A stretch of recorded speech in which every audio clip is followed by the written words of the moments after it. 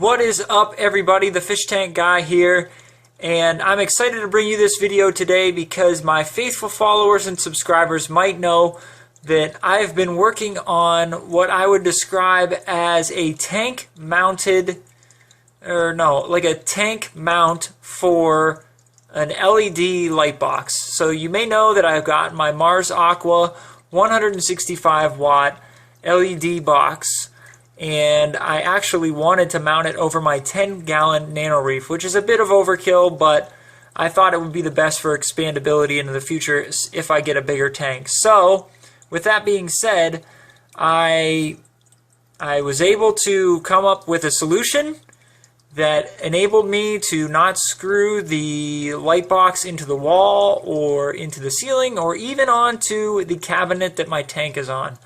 And I will unveil it all to you right now. Let's check it out. Boom! Yes, there we have it. The LED light mount. Now, if you look at it from up here, it looks a little crooked, but it's actually not. It's pretty dang straight. Okay, if I get down here, it's pretty straight. So, I just want to talk you through what I did. I was hoping to come up with a solution that was pretty repeatable, that I could tell them, what materials to go out and get, what to do, how to attach things, and it would be something that pretty much anybody out there could do.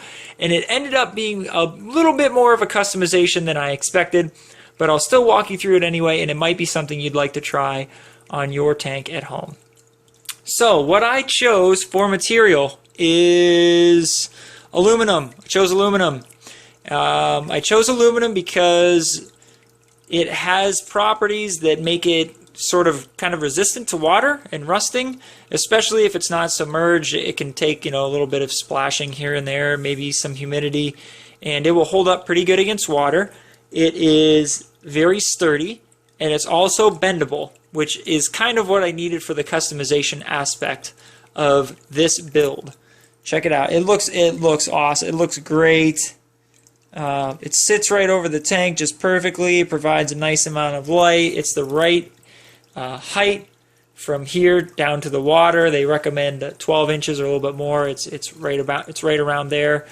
So let me take you through what I did. Now, actually, I went to a local hardware store. Right, I went to Lowe's. I'll give Lowe's a plug, and I bought one 4-foot piece of aluminum. I can give you the specs on the thickness, but it was a 4-foot piece, and luckily, because of where I work, I have access to some machinery that allowed me to shear off that aluminum very easily.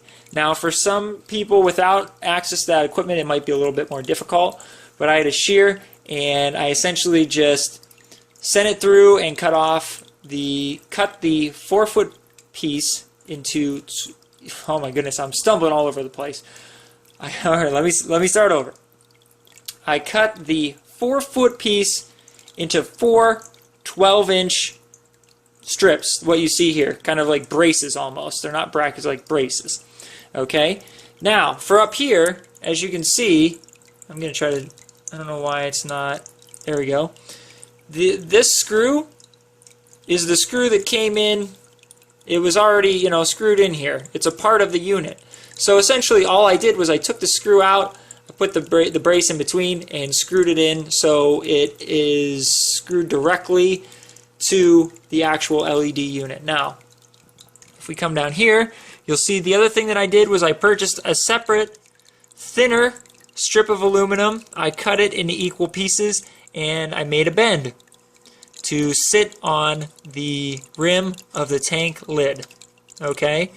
Now, obviously, what I had to do was I had to drill a hole here, so I measured from the top of the unit to the center of the hole where the screw was, and that's where I put a hole in the brace here. That way the top of the aluminum is fairly flush with the top of the unit. It's not perfect, but it's pretty close. And then the same goes with down here. I put a hole in the bottom of this, put a hole in the bottom of the brace, and set it on down. So the customization part really came in a couple different areas. The first is this angle. Take a look. The tank does not line up with the edge of the LED light box. So there had to be an angle there with the brace. Now, I could have like figured it out and calculated and made it precise, but I didn't really have enough time for all that. So what I did instead was I simply took 2 of these braces. I put both of them in a clamp at an equal at the same spot on each brace, and by hand I just bent them, you know, a little bit. I attached them to the unit, one on each side, and then I came in and I tried to set the unit down on the tank. Now, if the braces kind of hit the edges of the rim at the same spot, they both have the same amount of bend, that would put the unit pretty close to the middle of the tank. And there's a little customization there, a little trial and error, maybe 1 or 2 times back and forth, bending it and coming in and checking. But once I got 2 of them, then all I had to do was throw the other 2 in the same vise at the same spot and bend them to an equal angle. Okay, so I'm really pumped with how it came out. This unit is in between 8 and 9 pounds, I believe, and you're not going to be able to see it in the video, but when I shake this, when I try to move this, the entire cabinet and tank moves. Not just this is moving, so it is pretty sturdy. It's connected well. It's connected well down here. You know, the weight and these braces being strong and they're not flexible or flimsy at all. It's a pretty awesome setup, and I'm really excited about it. I hope some people will move forward and do something very similar to this. I'm going to put a link to the materials that I used in the video description. However, if this is something that you might like to do on your own tank, I am more than willing to help you out. You can, you know, obviously pay me for the shipping and handling and the materials, but because I have access to the machinery, I can cut like the braces the correct size for you, the correct length. I can cut and bend these as well, and I can also screw holes into the braces and the brackets too. And then all that would be up to you is sort of doing the customization aspect I mentioned, where it comes to bending the braces. Again, it looks like they're different, but they're really not, because I gotta find they're slightly different, but not by a whole lot. Same with over here. That's where some of the customization comes in. That's what you'd have to do on your own tank to get the unit centered over the middle, depending on what size tank you have and how you want to mount it. But this is a really awesome option for those of you who do not want to screw anything into the ceiling or into your walls. So I am the Fish Tank Guy. I want to thank everyone for subscribing and watching my videos on my YouTube channel. I'm at over 750 subscribers now, which is really awesome. I never thought that would happen. And I'm really hopeful that this video will help some people out.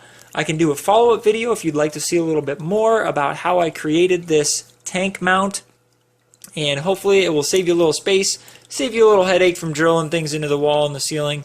And again, it just looks really nice on the tank as a whole. You know, the whole thing looks really slick, and I'm really happy with how it came out. So once again, I'm the Fish Tank Guy. Thank you for watching, and I will see you on a future Fish Tank video. Wait, a future Fish Tank Guy video. There we go. See you later.